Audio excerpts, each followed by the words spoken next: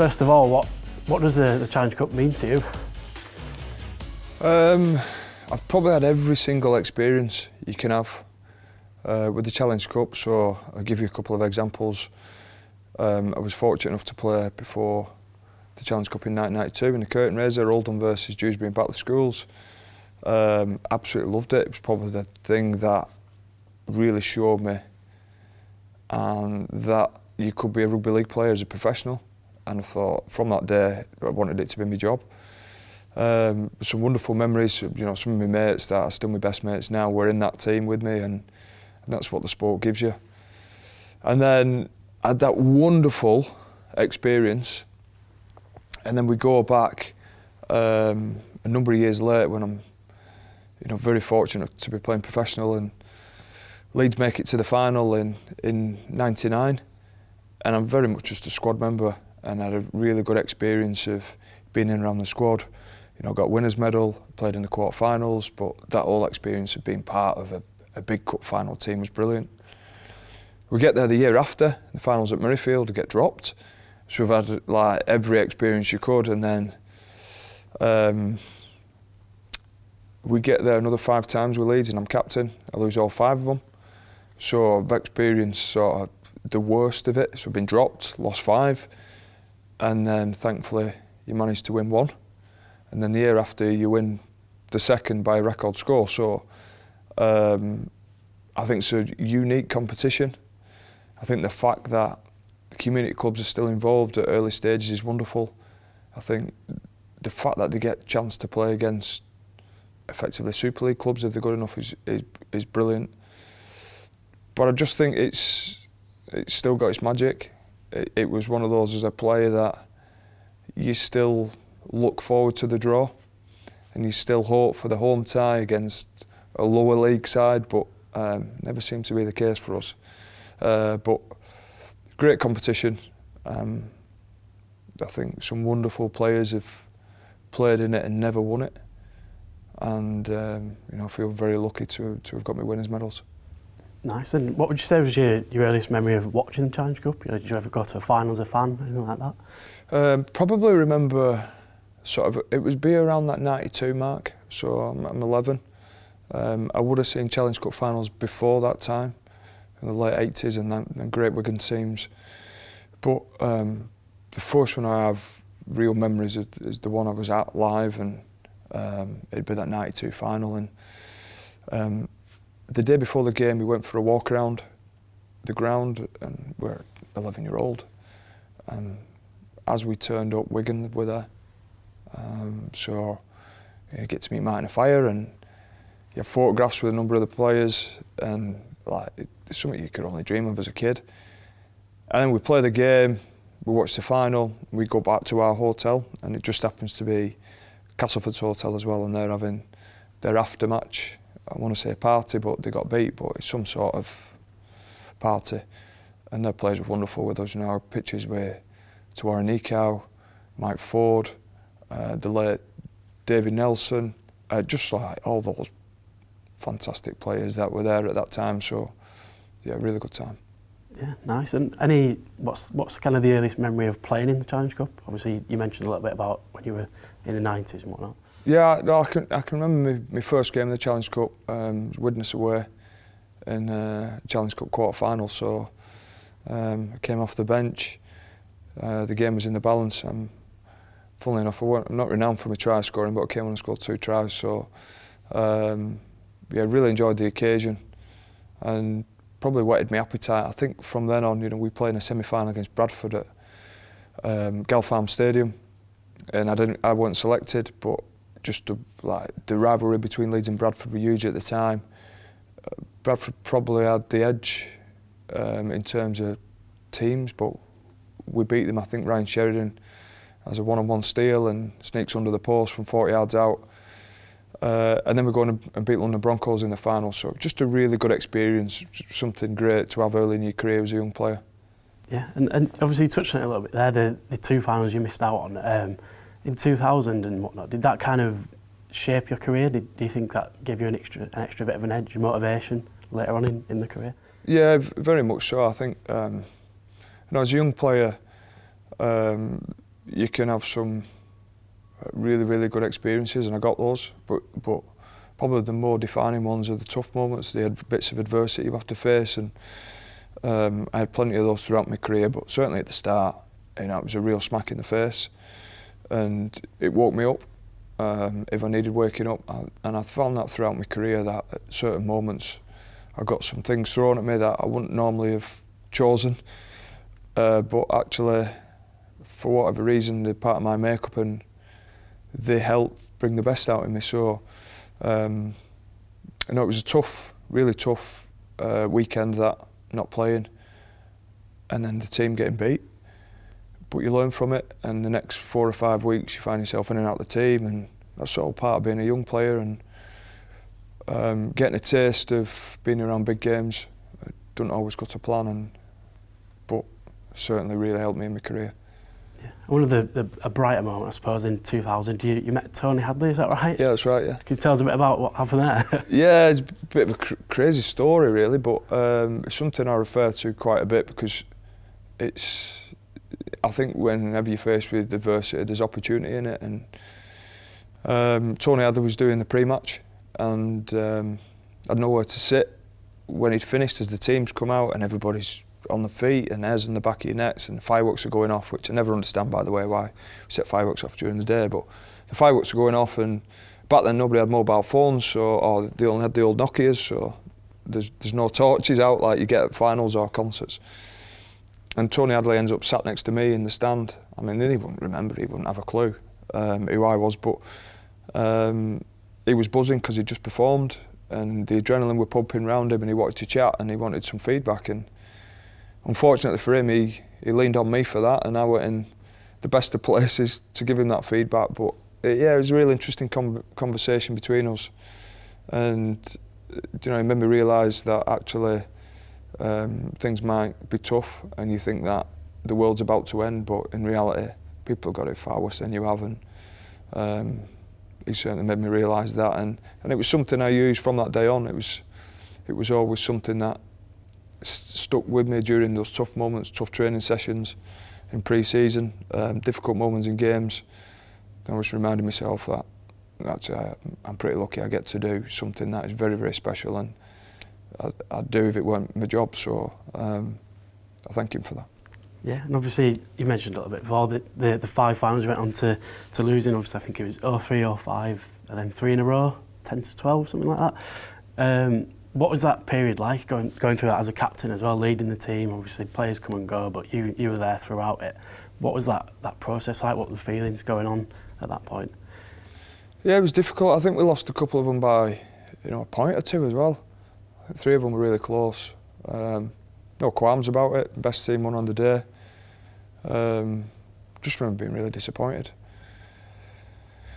I think the weight of expectation, and I understood that as captain, and also understood that the vast majority of rugby league fans are up in this northern part of the country, and although they travel and they want to travel, like a trip to London for a lot of them is a big weekend away, and it costs a lot of money, and the kids want shirts and merchandise and bits and pieces, and you add it all up and it becomes quite a pricey weekend, and then you sort of realise you've lost 5 of them, and all these families from Yorkshire have gone down the M1 and spent a load of money on a disappointing occasion down at Wembley. It doesn't sit too well with me, so I struggled with it at the time. You know, I think a lot of the talk, because we'd won a number of grand finals at that stage as well, a lot of the talk was, you know, from the press in particular, you know, would your careers be complete? Not just mine, but the whole host of us. Would your careers be complete if you don't win a Challenge Cup? And we played it down and talked it down, but the reality was, no, it wouldn't have been complete. I think I'd probably still be playing now, trying to win one if I'd not won one. So, yeah, when we were good enough to win it in 2014, it just massive relief. And I can remember losing the last one, the 5th, and you know, we ended up staying down in London. I was due to travel back the following day, but I couldn't face going home. My wife and my kids with me and some friends, and just needed some space and some time to get my head right. And If you'd have put a Challenge Cup Final trophy in front of me at that point, I'd have probably thrown it in the Thames. I didn't want anything to do with it, but probably made it a little bit more special, certainly when 2015 came around. 2012 was the last defeat, and then 2 years later you turned it round. How did it feel to finally, get that monkey off your back in 2014? Oh, just massive relief. We tried everything. We tried everything during those 5 finals.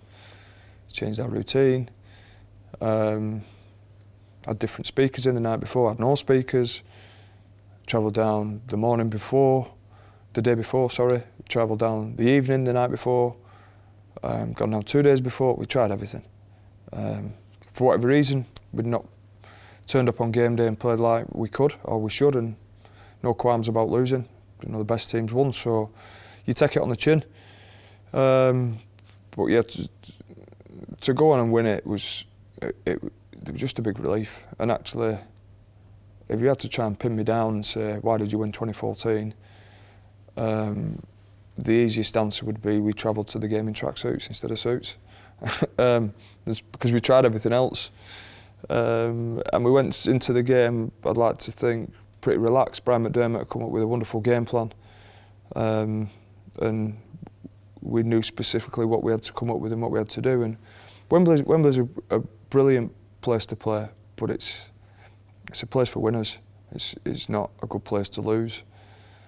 The pitch is sapping because of all the heat that's down on pitch side, because it all sort of resonates down and transfers onto the field, and it just, whatever temperature it feels like it is in the stadium, it's always a couple of degrees warmer down on the field. So I've had some pretty nasty days. I think after the 2005 Cup Final, I had a massive hole in the side of my head. I could remember putting my fingers in it during the game, thinking, my head's a bit of a mess here. Another experience when the Lance Todd in the losing team. But to finally get that monkey off your back in 14 was, like I said, it was relief. I didn't enjoy it, if I'm honest. Didn't enjoy it at all. Just wanted to get my medal and get home. 15 was different. 15 was special. Yeah. And just sticking on 14 just for a little bit, did the build-up feel any different in that week leading up to the finals that you ultimately lost? Was it a different attitude or anything like that was the key to winning? I don't know if you recall, I got sent off a couple of weeks before it, my only time in my career, and that was against Castleford, and we were playing them in the final. So things happen for a reason. And actually, it helped me. It really, really focused me on the final. I was desperate to win it. It meant I had a couple of weeks off leading in.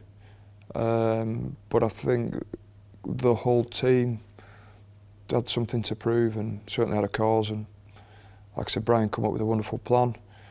We were excited about the week, excited to play, nervous. Didn't want to be staring down the barrel of losing a 6th, especially as captain again. But it's part of sport, I suppose. You get tested at times and with things you don't really want to be tested by. But thankfully we found a way. Just in the build-up to 14, I recall Brian McDermott named the team on the Monday, is that right?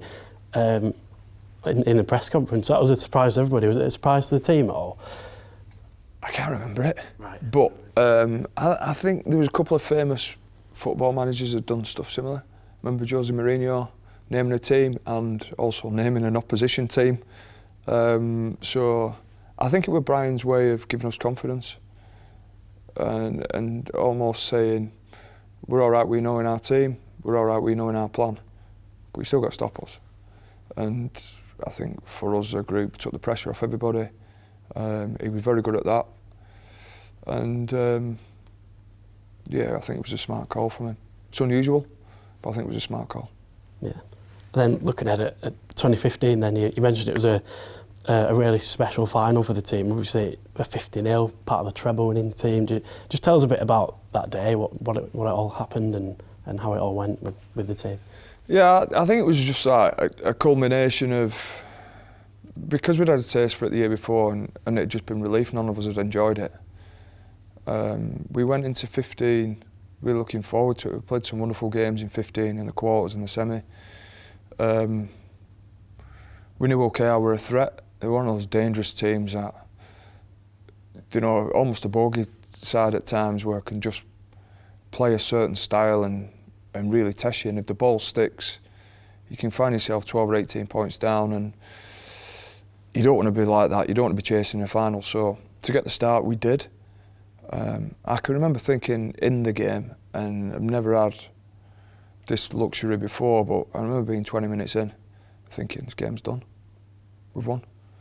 And to be able to experience the final and have that, and be able to try and soak in some of the atmosphere and get a chance to look around the stadium, and absolutely focused on the game, but during those quieter seconds as scrums form or the ball's put out for touch or there's a stoppage in play for whatever reason, to be able to soak it in was special, especially given my own history with it and the club's history with it. But yeah, it was really, really nice to go up and lift the trophy with Jamie. I think he got injured, I think it was in the quarter final. Might have even been the semi. I can't recall. Semi against Travis Burns. Tackle, yeah, against St Helens at Warrington. And I could see how devastated he was. But it probably showed the strength of our group that he was able to come up and lift that trophy, and it's one of my favourite pictures. Yeah, and I'm going to touch on there. When did you realise you'd won? But you're 20 minutes in. Was that completely unusual? Was it like unique moment in your career? That? Yeah. And there's not many games where you've been on. I've certainly been on the opposite ends of getting a drubbing, so I know how that feels.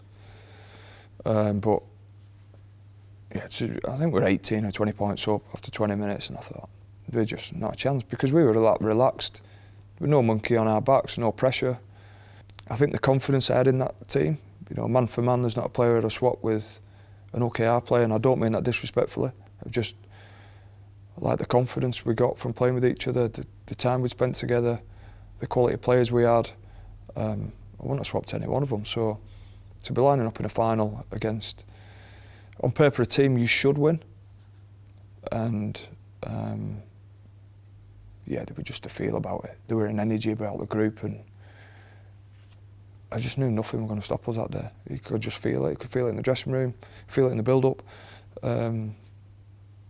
And like I said, I feel very, very fortunate to have experienced that because, you know, there's not a lot of players who play in a Challenge Cup final. I've been fortunate to play an all number, and I've had some wonderful experiences, winning or losing, but to get that one right at the end was great. Yeah, and just on last one on 2015, was there a particular memory that stands out as, you know, a highlight of the day for you? Probably lifting the trophy with Jamie. I think probably for our group, our team, probably signified what it's about. You know, that friendship. Actually, the winners' medals are great, and I was desperate to win one. But in reality, the medal don't mean anything. You know, it's the fact that you were able to achieve something with a wonderful group of players who were all mates and friends, and you look through that team, there's a whole host of players that I came through the system with, and it was a special year, 2015, but it was a special group, and yeah, my favourite memory is lifting that trophy with Jamie. And you know, I still pinch myself that I've been the lucky one over all those years to lift the trophy, and it's never been about that. It's always been about the team, and to get to share it with Jamie was special.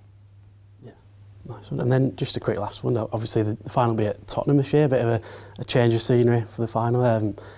Do you know much about the stadium and obviously what kind of spectacle it's going to be? I think it's a great idea to take it to Tottenham. But I'd have loved to have played there. I just think wonderful venue.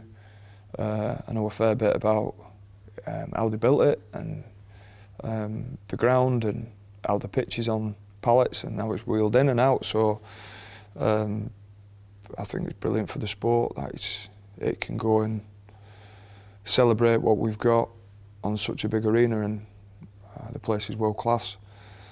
I think for players to get the opportunity to play there is wonderful. You know, I was fortunate enough to play at Cardiff in the Challenge Cup Final. I did it twice actually. Was at Murrayfield That was the final I was dropped for.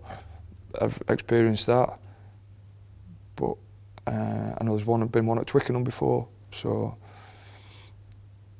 I think it's great for the players. Players, when they're playing in the Challenge Cup Final, need to be in a big arena with a full house in a wonderful stadium, and you couldn't ask for any more than that. And I've no doubt there'll be two wonderful teams that take part, and they'll do the sport proud, and hopefully have a great time and some great experiences from it.